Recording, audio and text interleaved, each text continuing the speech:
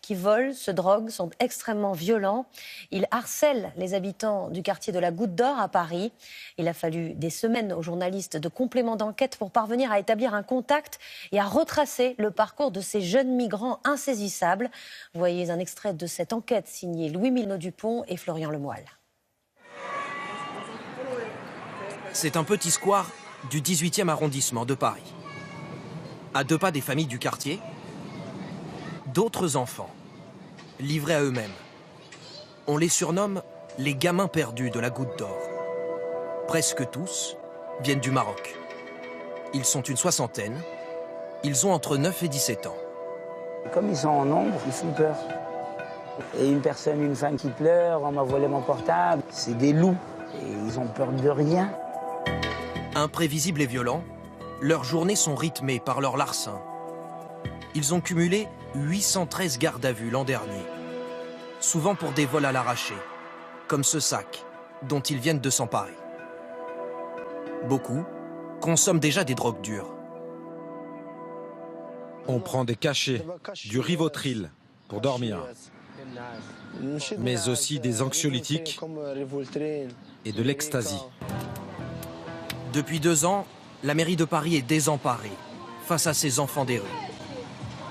Le soir, ils dorment dans un camp de migrants, là où ils ont construit leur abri. Des lieux infestés de rats et de maladies.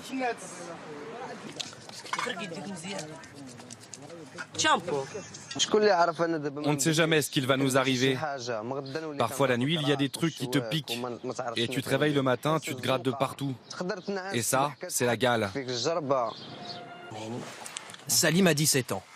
C'est un ancien de la bande de la Goutte d'Or. Il y a 6 mois, il a eu un accident. Il a perdu sa jambe droite, percuté par un train, alors qu'il prenait la fuite après un cambriolage. Mais cet accident m'a permis d'arrêter mes bêtises. Et Dieu merci, je suis encore en vie. Je pense à tous les gars qui sont encore à la rue. Cette voie n'est pas la bonne. Avec cette vie, on a perdu notre jeunesse. Salim rêve de devenir tapissier. Un travail pour aider ses proches restés au Maroc.